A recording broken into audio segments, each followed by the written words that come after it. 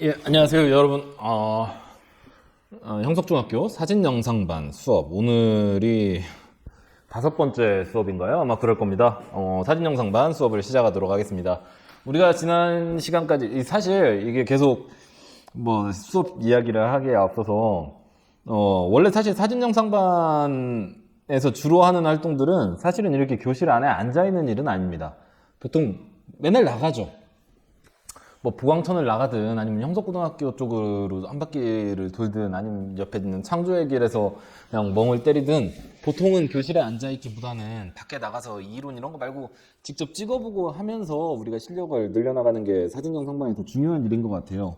게다가 아무래도 여러분이 가지고 있는 장비가 카메라가 완전히 뭐 다양성을 여러분이 가지고 있는 창의성을 충분히 발휘하기는 힘든 핸드폰 카메라다 보니까 제가 가지고 있는 장비들을 여러분 빌려드리면서 이렇게도 한번 찍어보고 이렇게 하면서 여러분이 사진에 세부적인 어떤 기능을 한번 익혀보십시오 라고 이야기를 하고 싶은데 그럴 수 없으니까 이렇게 매일같이 뭐라고나 할까요? 이론 이야기만 하고 있습니다. 정말 참 이렇게 사진을 배워서는 안 되는 건데 어쨌거나 제가 알고 있는 것도 많이 없어서 내가 여러분한테 할 수 있는 이론적인 이야기도 많이 줄어들고 있습니다. 하지만 오늘도 한번 이야기를 한번 해보긴 할 텐데요. 제가 이야기할 수 있는 어떤 이 레퍼토리가 다 떨어져가지고 도대체 이제 오늘은 무슨 이야기를 해야 되나 고민이 좀 있었던 것도 사실입니다. 그러다가 제가 결정을 한 것은요. 이번 주에는 한번 우리가 여러분이 사진을 카메라로 찍은 다음에 그 찍은 파일에는 어떠한 요소들이 우리 사진에 남아있을 것인가, 그리고 그 사진 요소들을 가지고 우리가 어떻게 보정을 할 수 있을 것인가에 대한 디지털 사진의 기초 이론, 디지털 이미지의 기초 이론에 대해서 이야기를 조금 한번 해봤으면 좋겠습니다. 제가 지난번에 여러분들한테 이 LR 돼 있는 라이트룸이라고 하는 어플리케이션을 알려드린 바 있죠? 여러분 다 알고 있죠? 다 설치하셨죠? 무료니까 유료 결제하지 말고 무료 버전 정도라도 우리가 쓰는 게 좋을 것 같다라고 이야기를 했습니다. 한번 같이 녹화를 하면서 지난번에는 제가 여러분한테 핸드폰 앱을 기준으로 해서 말씀을 드렸지만 여러분들한테 좀 크게 보여드리면 좋을 것 같아서 오늘은 아이패드를 가져왔습니다. 아이패드라고 하더라도 기본적인 인터페이스는 아마 같을 거예요. 그러니까 여러분 핸드폰으로 똑같이 아마 활용할 수 있을 것입니다. 한번 우리가 이 라이트룸을 어떻게 활용할 수 있을지를 한번 좀 더 심도 있게 보기 위해서 한번 지난 시간하고 똑같이 한번 우리가 사진을 하나 찍어보죠. 제가 우리 교재로 쓰기 야, 이거 또는 죄송합니다. 잠깐만요. 아이패드 케이스가 좀 불편해서 케이스를 빼보도록 하죠.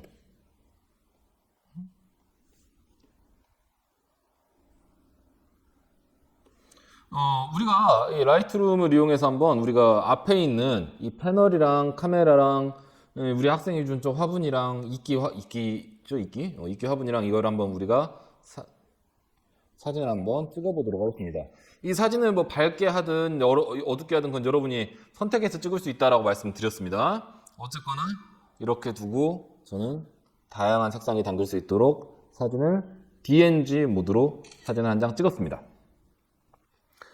이 찍은 사진을 가지고 우리가 어떻게 이 사진을 조금 더 한번 보정을 해서 다른 느낌의 사진으로 만들어 볼 수 있을 것인가 하는 게 오늘 우리가 해야 될 그 어떤 과제라고 이야기를 할 수 있습니다. 한번 이 방금 전에 제가 찍은 사진을 한번 들어가서 보죠. 그냥 물론 이 사진 그 자체로 우리가 만족을 할 수도 있지만 카메라는요 인간이 아니에요. 인간이 눈으로 보는 것과 똑같은 느낌의 사진을 만들려고 노력하고 있긴 하지만 완벽하게 그렇게 만들어내지는 못합니다. 그냥 카메라는 대충 이 정도로 보고 있겠지라고 하는 느낌으로 보여주게 됩니다. 예를 들어서 여러분 지금 이 카메라를 보면 아마 이 두 개의 화면이 같이 보일 거예요. 여기 내가 카메라로 찍은 이 사진하고 그 카메라나 요 부분하고 실제 찍혀있는 이미지하고 완전히 같은 느낌은 아니죠. 물론 이거는 아이패드의 이 디스플레이가 액정 화면이 이 제가 기준으로 색을 충분히 표현하지 못하기 때문이기도 하지만 그것을 감안한다고 하더라도 내가 원했던 느낌의 사진과 이 색깔과 이 색깔이 완전히 같은 것 같진 않아요. 그죠? 이런 부분 때문에 우리가 보정이 반드시 필요한 겁니다. 사진을 찍은 다음에 보정을 하기 때문에 우리는 보정이라고 하지 않고 후보정이라고 말을 하기도 하는데요. 후보정이 반드시 필요합니다. 반드시는 아니더라도 기본적인 웬만한 상황에서는 후보정이 필요합니다.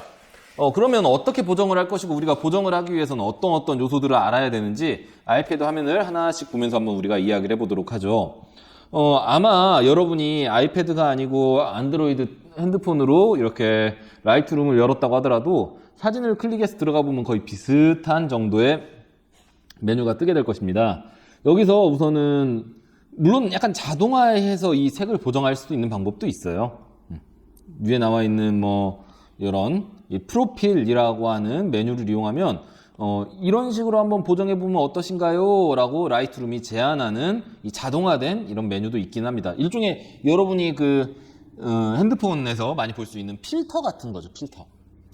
하지만 이것은 어디까지나 내가 보정하는 게 아니고 내가 느끼는 것을 담아놓은 게 아니고 라이트룸이 시키는 대로 해야 되는 거잖아요. 그래서 그러지 말고 한번 우리가 직접 한번 만들어 보자고요. 느낌을 알아가면서. 그러기 위해서는 우리가 무료로 쓸 수 있는 것은 여기에 있는 이 메뉴들인데요. 여기 있는 이 메뉴들 그리고 오른쪽에 있는 이 메뉴들일 수 있습니다. 이 메뉴들을 활용을 해야 되는데요. 우선 빛이라고 하는 이 메뉴에 한번 들어가 보도록 하죠. 빛 메뉴에 들어가 보면요. 빛 메뉴에 들어가면 노출, 대비, 밝은 영역, 어두운 영역, 흰색 계열, 검정 계열 막 이런 식으로 나와 있습니다. 각각이 무엇을 의미하는지 제가 말씀을 드리도록 할게요.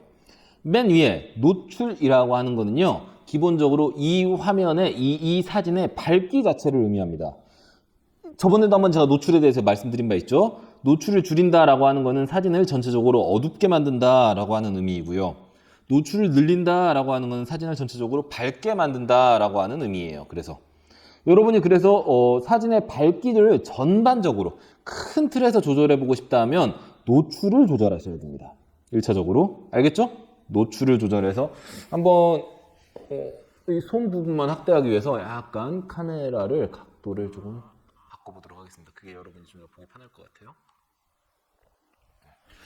그래서 노출을 조절한다라고 하는 거는 전체적인 밝기를 조절하는 의미가 있습니다. 밝기를.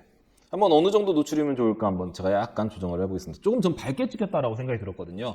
그래서 마이너스 쪽으로 약간, 물론 손으로 옮겨도 됩니다. 손으로 약간 마이너스 쪽으로 옮겨서 밝기를 조금 어둡게 해주는 게 좋을 것 같았습니다. 두 번째, 대비라고 하는 요소가 있어요. 대비. 대비도 지난번에 말씀을 짧게 드린 적이 있습니다. 대비는 영어로는 컨트라스트. 밝은 부분과 어두운 부분의 차이를 의미합니다. 밝은 부분과 어두운 부분의 차이. 그래서 대비를 늘린다라고 하는 것은 밝은 부분은 더 밝게, 어두운 부분은 더 어둡게 한다는 것을 의미합니다. 대비를 줄인다라고 하는 것은요, 밝은 부분은 조금 어둡게 하게 만들고요, 어두운 부분은 조금 더 올려주기 때문에 이렇게 차이가 났던 부분을 좀 줄여주는, 그래서 밝은 부분과 어두운 부분의 차이가 줄어들어요. 대비를 높인다는 것은 밝은 부분과 어두운 부분의 차이가 커집니다. 그러면 이것이 사진에서는 어떠한 느낌을 줄 수 있을까요?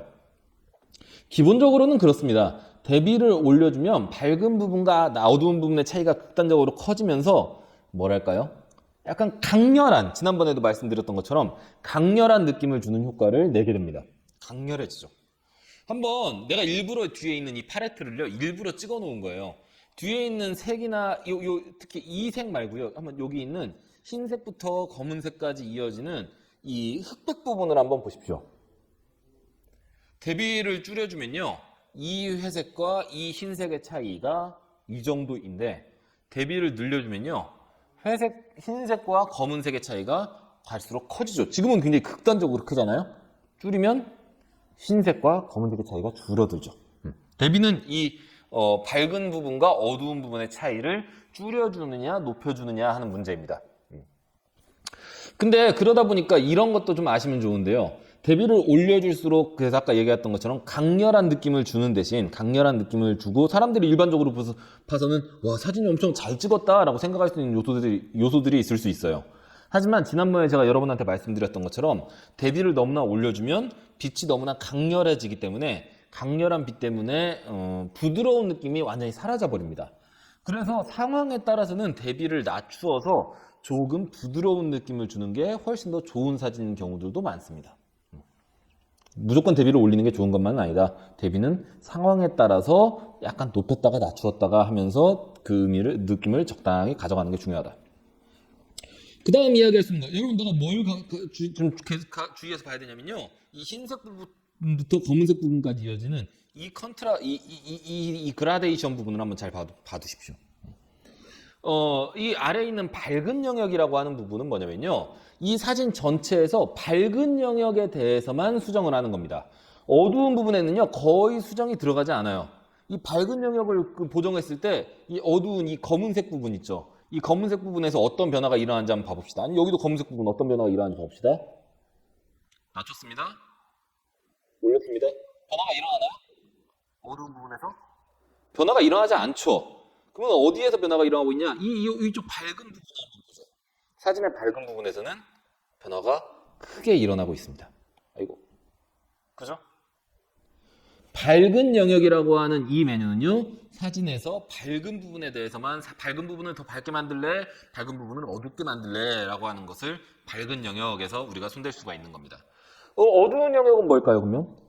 만약에 밝은 영역을 그대로 둔 상태에서 우리가 어두운 영역을 손대면요, 위에 있는 밝은 영역에는요, 이 밝은 영역 있죠? 거의 변화가 일어나지 않습니다. 밝은 영역 부분에서는 변화가 일어나지 않는데, 반면에 아까 우리가 거의 변화가 일어나지 않았던 이 어둡고 까만 영역들에서는요, 변화가 크게 일어난 거 볼 수가 있죠. 이 부분 봐보세요. 변화가 일어나죠? 하지만 이 밝은 영역에서는 변화가 일어나지 않죠. 그럼 여기서 한번 이런 질문을, 조금 더 고급진 질문을 한번 던져보죠. 만약에 우리가 어두운 영역은 밝게 만들고 밝은 영역을 어둡게 만들면 이거는 어떠한 효과를 주게 될까요? 어두운 영역을 밝게 만든다, 밝은 영역을 어둡게 만든다라고 하는 거는 어두운 것은 밝게, 어두운 것은 밝게, 밝은 것은 어둡게 만든다는 거잖아요. 그래서 결국은 대비가 적어집니다. 그러니까 뭐라고 해요? 대비가 작아집니다. 대비가 작아진다고요. 반면에 밝은 영역은 더 밝게 만들고 어두운 영역은 더 어둡게 만든다 하는 거는요, 밝은 부분은 더 원래 이만큼 밝았는데 밝은 부분은 더 밝아지고 어두운 부분은 더 어둡게 되니까 결국은 대비가 늘어나는 효과를 가지게 되기도 합니다. 무슨 말인지 알겠죠? 그러한 보정 효과를 가진 부분이 라이트룸에서의 밝은 영역, 어두운 영역 이 메뉴입니다. 마지막으로 흰색 계열하고 검정 계열이라고 하는 메뉴가 있는데요. 이건 여러분이 이해하는데 약간 지식이 좀 필요합니다. 이 부분을 설명하기 위해서 제가 한번 메모장을 살짝만 펴보도록 하죠. 우리 수업할 때 쓰는 메모장인데. 이거는 여러분 이해하기 어렵다라고 하는 사람은요, 그냥 모르고 지나가도 좋아요. 하지만 과학 시간에도 이야기가 되는 걸로 알고 있고 알아두면 나중에 써먹을 때 있습니다. 그러니까 이걸 알아두면 좋아요. 우리가 일반적으로 빛이라고 하는 어떤 색상이라고 하는 것들은요, 그냥 한 가지 색상으로 이루어져 있는 것은 아닙니다. 우리가 디지털 색상들은 사실은 세 가지 색상이 모여가지고 색을 만들고 있어요. 가산홍합을 합니다. 그 세 가지 색은요, 세 가지 색은 바로 R, G, 그리고 B입니다. 레드와 그린과 블루의 색상이 섞여 있는 겁니다. 그 중에 레드는요, 몇부터 몇 가지의 색을 가지냐면요, 0부터 255가지의 색상으로 이루어져 있습니다. 그린은 몇 가지 색상으로 되어 있냐? 0부터 255. 그러니까 단계입니다. 0단계부터 255단계까지 있는 거예요. 블루는요, 0부터 255단계까지의 색으로 이루어져 있습니다. 그 숫자가 크다는 거는요, 그 색이 많이 포함됐다라고 하는 것을 의미합니다. 그래서 일반적으로 이건 빛이거든요. 빨간색 빛도 0, 그러니까 그 녹색 빛도 0, 파란색 빛도 0이라고 한다면 빛이 빨간색 빛도 0, 녹색 빛도 0, 파란색 빛도 0이니까 모두 빛이 없는 거죠. 빛이 없다는 거는 어두운 것을 의미하잖아요. 그래서 레드와 그린과 블루가 0일 경우에 우리는 이런 색을 뭐라고 하냐? 검정이라고 이야기합니다. 아무런 색 값이 없는 거예요. 반면에 빨간색도 가득 차 있고 255 가장 만빵 단계죠. 그린색도 255단계까지 만빵 차 있고 블루도 255 만빵 차 있으면요, 우리는 이런 색상을 완전한 완전한 흰색이라고 이야기할 수 있습니다. 이거보다 더 밝은 색상은 우리가 표현할 수가 없어요. 디지털에서는 그렇습니다.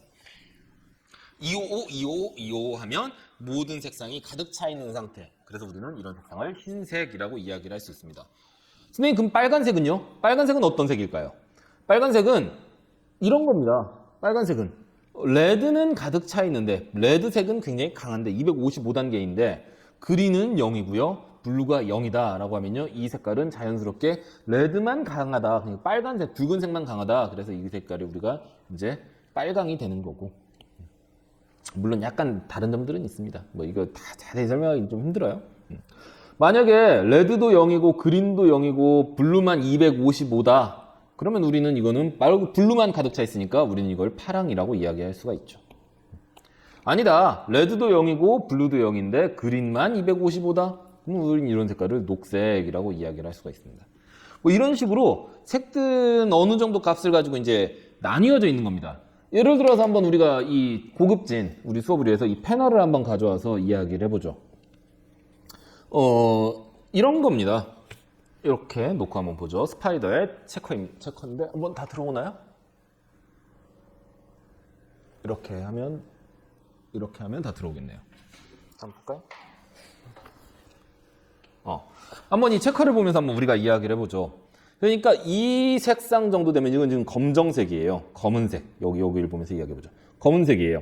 이 검은색은 그래서 빨간색도 하나도 들어가 있지 않고 파란색도 하나도 들어가 있지 않고 실제로는 조금은 있습니다. 근데 빨간색과 파란색이 하나도 들어가 있지 않으면 이렇게 0.0.0 해서 검정이 나오는 거고요.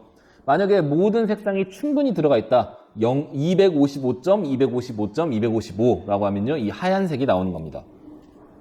만약에 근데 어떤 이 색상이 있는데 파란색은 여기 레드, 그린, 블루 있죠. 파란색은 0이고 녹색도 0인데 빨간색만 가득 차 있으면 레드만 가득 차 있으면 255.0.0 해서 빨강이 나옵니다. 만약에 빨강과 파랑은 없는데 녹색만 있잖아요. 그러면 이런 색깔, 이 색깔이 뭔 색깔입니까? 녹색이 나옵니다.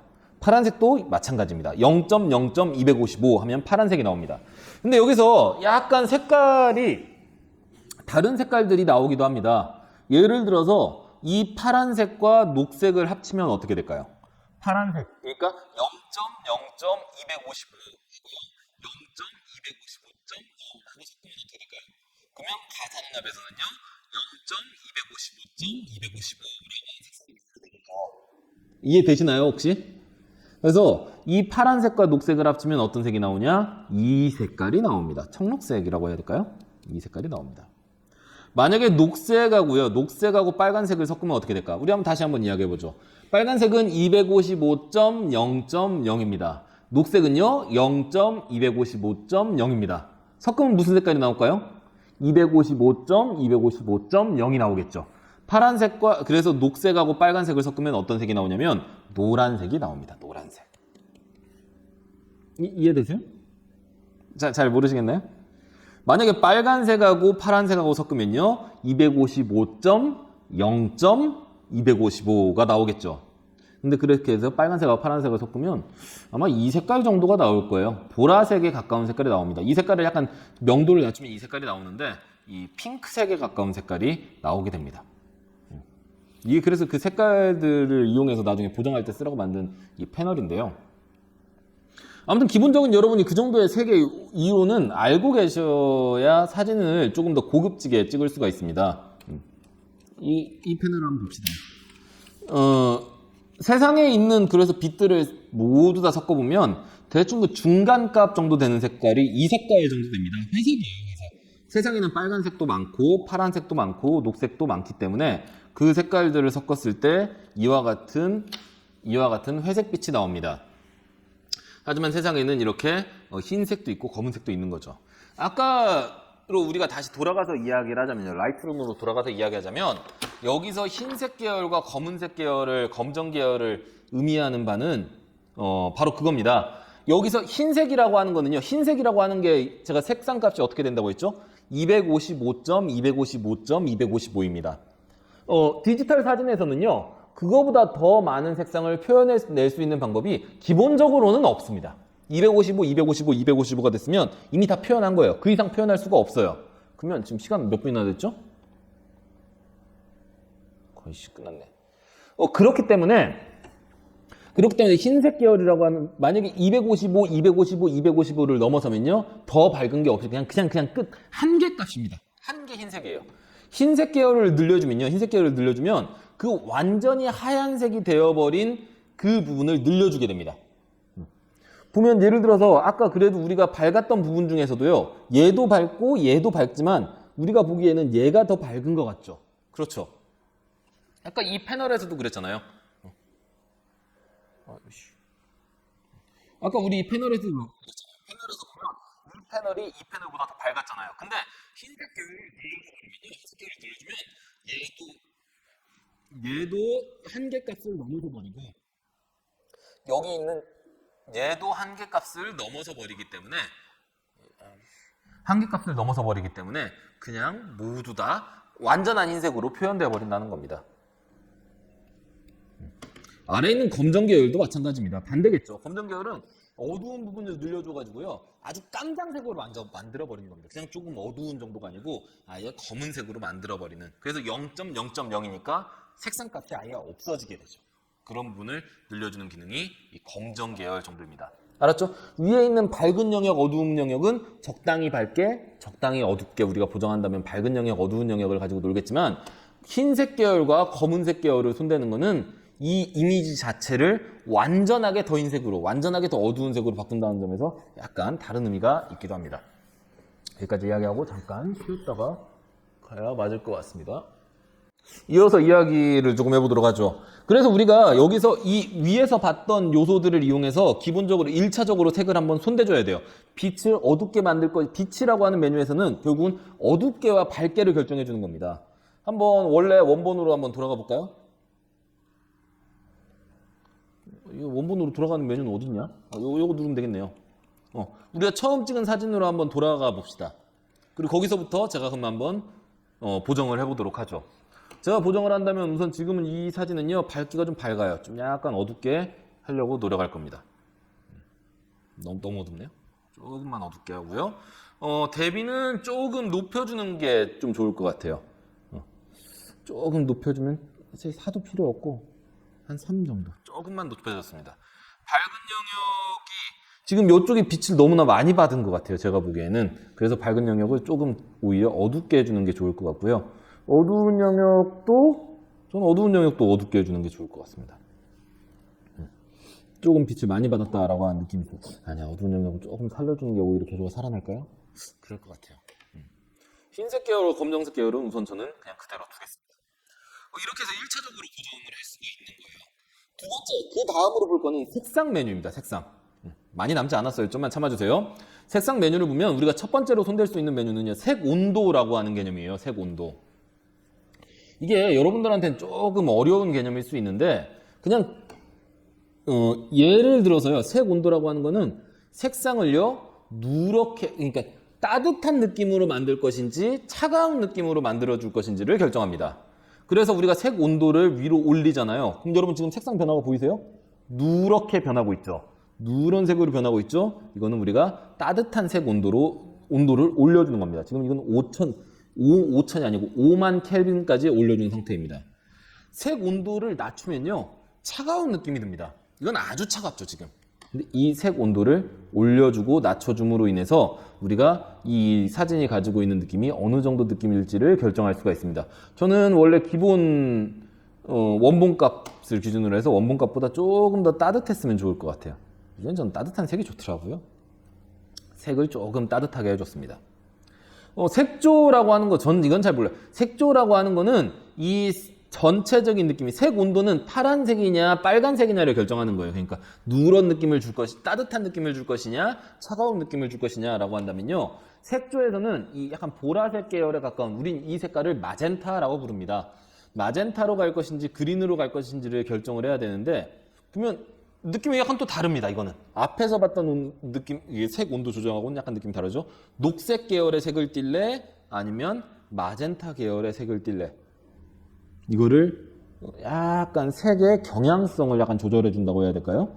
근데 저도 색조에 대해서 이해가 충분하지 않습니다. 그래서 많이 손대지 않고 그대로 놔두도록 하죠.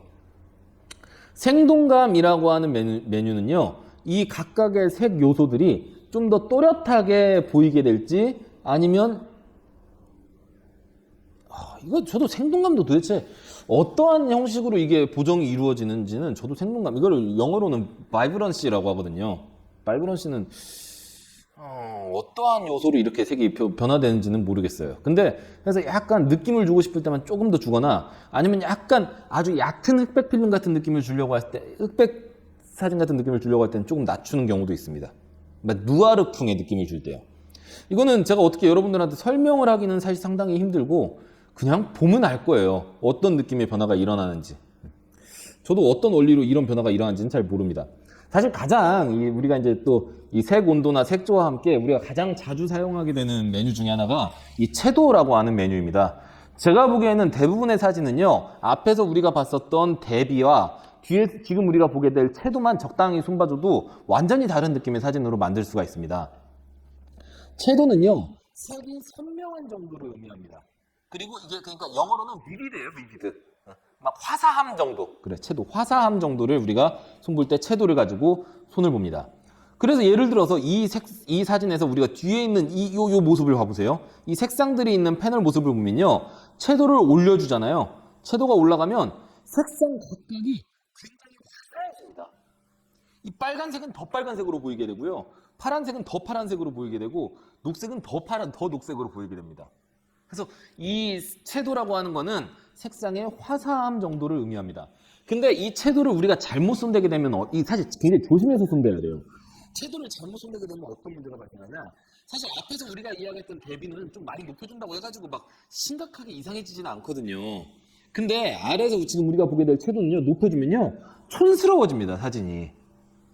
그냥 얼핏 생각하기에는 화사한 색깔이 좋은 거지 뭐 라고 생각할 수도 있지만 너무나 올려주면요, 너무 촌스러운 색깔이 되고 맙니다. 그러니까 채도는요, 아주 미세하게 조금만, 이 조미료 같은 겁니다. 조금만 높여주거나 혹은 사진에 따라서는 오히려 채도를 낮춰주는 게 좋은 느낌을 주는 그런 사진들도 있습니다.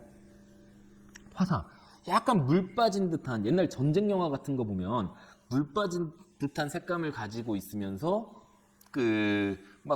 사람들의 막 피나 이런 것들은 굉장히 뭔지 강렬해 보이는 그런 사진들 있잖아요. 그런 영화들 있잖아요. 그런 영화들은 기본적으로 채도는 낮춰주면서, 채도를 낮추니까 약간 물 빠진 듯한 느낌이 들어요. 하지만 채도를 낮추는 동시에 대비를 올려줘 버리면 그런 느낌을 주게 됩니다. 지금 보여요? 보세요. 원래 원본 사진인데 여기서 채도를 낮추어 줬습니다. 그리고 대비는 올려줬습니다. 누아르풍의 이런 느낌의 사진을 우리가 주게 되죠. 필터로 모든 사람들이 필터 많이 쓰는데 모든 필터는 사실 이 채도나 노출이나 대비나 뭐 이런 것들을 가지고 임의로 만들어 놓은 거예요. 이렇게 하면 느낌이 좋겠지라고 해서 그걸 만들어 놓고 판매하는 겁니다. 다 우리가 만들 수 있어요. 우리 느낌을 담아서. 어쨌거나 채도는 그와 같은 요소입니다. 이 뒤에 색상들이 굉장히 많기 때문에 채도를 전 조금만 올려주겠습니다. 채도는 조금씩만 올려야 돼요. 아주 극단적인 경우가 아니면 해서 채도를 가지고 약간 채도를 제가 손봐줬습니다. 아래 효과가 있는데요. 효과. 텍스처는 뭔가? 텍스처. 몇 가지 효과를 우리가 더 손볼 수가 있습니다. 텍스처는 보면 지금 이 사진에 제가 보기에는 이게 그레이는 아래 따로 있네. 보면요, 텍스처 효과라고 하는 거는 여기서는 세부 정보? 모르겠어요. 저 텍스처 효과가 도대체 어떤 효과를 주는지 모르겠는데 하나 확실한 거는 텍스처 효과를 밑으로 낮춰줬을 때는 약간 몽환적인, 약간 부드러운, 소프트한 그런 이미지를 우리가 만들어낼 수 있는 것 같긴 한데 대체 어떠한 보정이 텍스처 효과에서 이루어지는지는 잘 모르겠습니다. 근데 여러분이 많이 쓸만한 효과만 하나 말씀을 드리자면요, 첫 번째는 비네팅입니다. 비네팅이라고 하는 요소는 우리가 옛날 사진이나 필름 사진 같은 걸 보면요, 윗부분은, 이 모서리 부분은 약간 어두운데 가운데 부분만 밝은 경우가 있어요. 모서리는 어둡고 가운데만 밝다. 그러면 우리는 어떤 느낌을 받냐면요, 뭔가 가운데 시선이 집중되는 효과를 내고요. 우선은 가운데 시선이 집중되는 효과를 주기도 하고, 그냥 뭔가 감성적인 효과를 이것도 주는 거죠. 비네팅은 바로 그 효과를 줄 수 있습니다. 비네팅을 한번 올려보죠. 비네팅을 올려주면 바깥쪽 부분만 허옇게 밝아져 버립니다. 반대로요. 비네팅을 내려주잖아요. 그러면 바깥쪽 부분만 까맣게 어두워져요. 그럼 반대로 이야기하자면 바깥쪽 부분이 어두워지는 만큼 가운데 부분만 좀 밝은 느낌을 받고, 이게 강해지면 완전히 촌스러워지지만 그렇지 않고 눈에 띄지 않게 살짝만 넣어주잖아요. 살짝만 넣어준다고 생각을 해보죠. 그러면요, 이 부분이 우리가 모를 정도로 살짝 어두워지기 때문에 가운데 있는 피사체에 왠지 시선을 집중하게 되는 효과를 얻을 수가 있습니다. 우리는 이런 거를 비네팅이라고 해요. 사실 비네팅은 카메라 렌즈에서 좋은 효과는 아닙니다. 카메라 렌즈들은 되도록이면 비네팅을 없애기 위해서 노력을 합니다. 하지만 이 비네팅을 의도적으로 가운데 시선을 집중시키기 위한 용도로 활용하는 경우가 있고, 또 이것은 또 나름 또 매력이기도 합니다. 그래서 여러분이 비네팅의 효과를 조절해 줄 수가 있습니다. 비네팅을 우리가 선택을 하면 그 아래에 있는 뭐 페더나, 보이죠? 얼마나 부드럽게 검정색을 넣을래? 이렇게 완전히 선명하게 하면 완전 이렇게 촌스럽겠죠? 부드럽게 넣어야죠. 부드럽게 넣고 원형률, 이런 요소들을요 우리가 손대가지고 이 비네팅의 효과를 조금 조절해 줄 수도 있습니다. 어쨌거나 그렇습니다. 마지막으로 우리가 거의 마지막으로 조금만 더 볼 거는요, 바로 그레인이라고 하는 요소입니다. 그레인은 모래 알갱이 같은 거거든요. 알갱이라고 하는 뜻일 거예요. 옛날 필름 사진들을 보면 아주 작은 모래 알갱이가 다다다다다다 있는 것 같은 그러한 입자감이 느껴지는 경우가 있었어요. 그레인을 올려주면요, 그와 같은 작은 입자감들이 생겨나서 마치 필름 사진을 보는 듯한 묘한 느낌을 줍니다. 모든 효과들을 극단적으로 끝까지 올리지 마세요. 조금만 올려주셔야 됩니다. 그러면 조금만 올려도 확대했을 때 보이는 느낌은, 보이죠? 다다다다다다다 알갱이 생겼죠? 이런 것들이 생기기 때문에 전체 사진을 봤을 때는 나도 모르게 굉장히 묘한 입자감을 느낄 수가 있게 됩니다. 알겠죠? 거칠게 만들 수도 있고요. 그런 거는 이 그레인 효과의 세부 효과로 우리가 더 선택할 수 있으니까 이건 여러분들이 메뉴를 손대보면 알 수 있을 겁니다.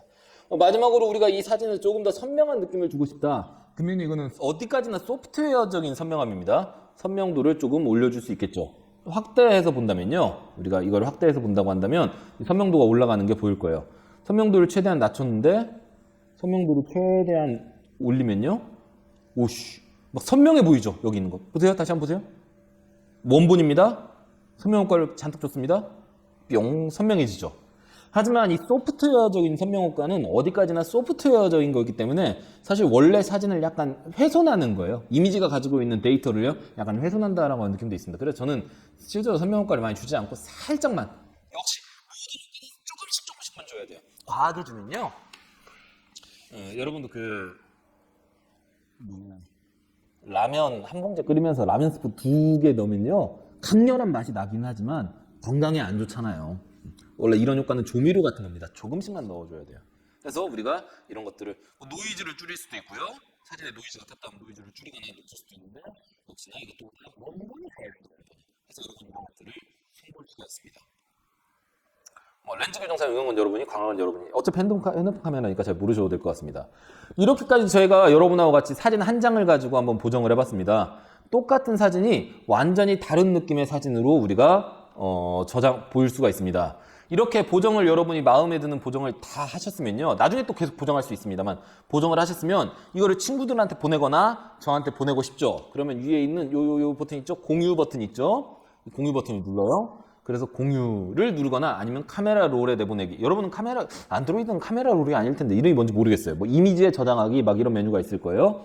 그래서 카메라 롤에 내보내기 하면 렌더링을 한 다음에 내 사진첩에 이 사진이 저장되게 됩니다. 한번 이게 사실 여기도 사실 더 있거든요. 메뉴가 아직도 한참 남았어요. 이 크랍 메뉴도 있고요. 근데 이런 것까지 여러분한테 오늘 다 이야기할 수 있는 건 시간이 안 되고요. 한번 이렇게 했을 때 한번 사진이 어떻게 바뀌었는지에 대해서 우리가 한번 전과 후를 비교해 보도록 하죠. 이걸 어떻게 하면 전으로 확 돌아갈 수 있을까요? 이거 누르면 돌아가나? 모두 초기화. 오호, 좋았어. 이것도 한번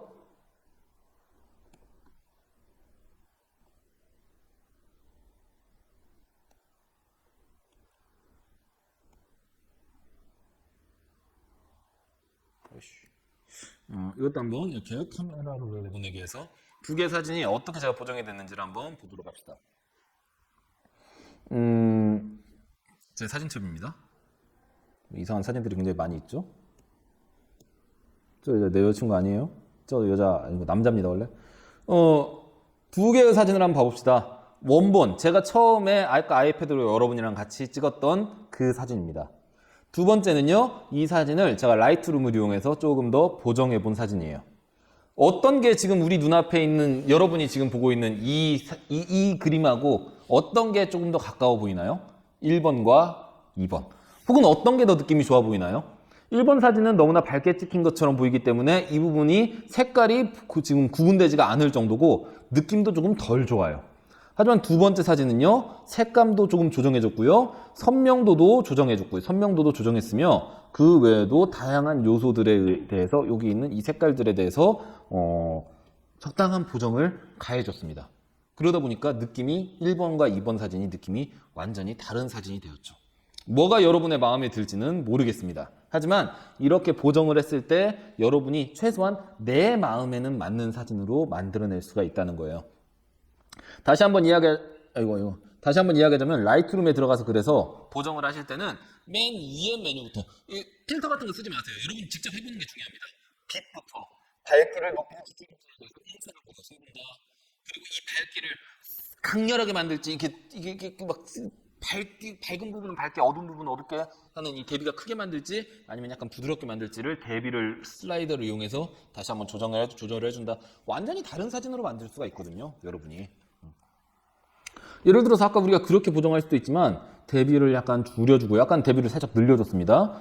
대비를 약간 줄여줘서 부드러운 느낌으로 만든 다음에 밝은 영역은 조금 약간 어두워야 돼요. 그래도 어두운 영역은 조금 더 어두워야 되고 흰색 계열, 그 색상을 할 때 색온도를 많이 높여가지고 아주 따뜻한 느낌의 사진을 만들어주고요. 색조 그대로 놔두고요. 생동감 약간 채도는 약간 떨어뜨려주고 효과에서 아까 텍스처를 약간 이렇게 해서 약간 아련하고 부드러운 분위기로 빛은 약간 노출이 그럼 이렇게 되면 좀 더 있어도 되겠네요.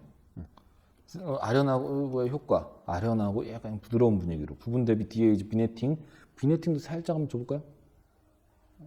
비네팅 살짝 그냥 중간점 많이 줄여주고요. 원형물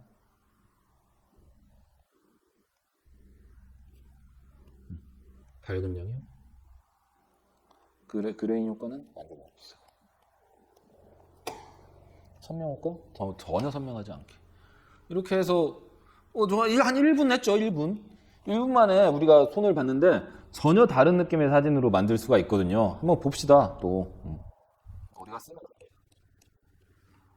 보면 원본 사진이요.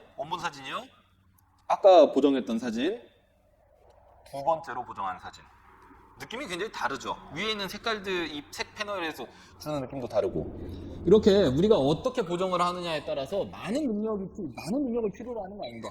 조금만 노력해봐도 우리가 사진의 느낌을 담아낼 수가 있게 됩니다. 그래서 첫 번째 먼저는 잘 찍는 게 중요해요. 노출과 구도를 맞춰서 잘 찍는 게 중요하고 사진을 한번 찍었는데 뭔가 내가 장비가 부족하기 때문에 조금 더 한번 이렇게 조명이나 이런 것들이 갖춰져 있지 않기 때문에 우리가 좀 더 한번 이렇게 손으로 조정해서 핸드폰이나 그러니까 앱들을 이용해서 조정하면 사진이 낫지 않을까라고 한다면 이렇게 보정해가지고 우리가 조금 더 나은 사진으로 만들어낼 수 있는 그와 같은 방법이 있다. 후보정을 통해서 조금 더 나은 사진으로 만들어낼 수도 있다라고 하는 거 여러분이 조금 알아두셨으면 좋겠습니다. 오늘 굉장히 긴 수업이 됐을 것 같은데 오늘 하고 싶은 이야기는 여기까지입니다. 한번 여러분도 저번에 제가 여러분한테 집에서 많은 사진을 좀 찍어보라고 이야기를 했었죠.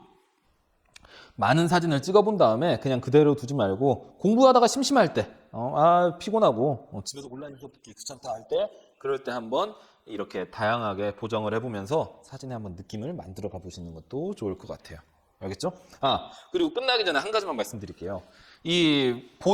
제가 얻은 이 영상을 가지고 영상을 편집하는 프로그램이 이 아이패드에서 나온 색감을 그대로 이렇게 구현하지 못할 수가 있습니다. 그래서 이따가 편집을 하면서 최대한 여러분 마음에 맞게 노력을 하겠지만 약간 이상한데? 선생님 거 사진이 약간 이상한데 선명하지 않은데 라고 하는 느낌을 받을 수도 있어요. 그런 거는 약간 서로 양해해 주시기 바랍니다. 제가 못 찍은 게 아니고 컴퓨터의 한계입니다. 제가 편집 스킬이 아직은 충분하지 않아서 양해 좀 해주시고요.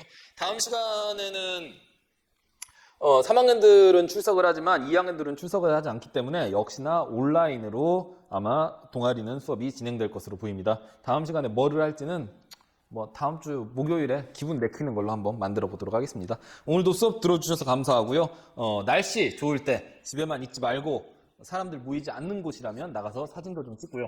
보강천 참 아름답습니다. 저 저녁 7시 정도에 가보면 저 막 보강천 걸어 다니는 거 만날 수 있어요. 만나면 떡볶이 사줄 테니까 보강천으로 나오시기 바랍니다. 알겠죠?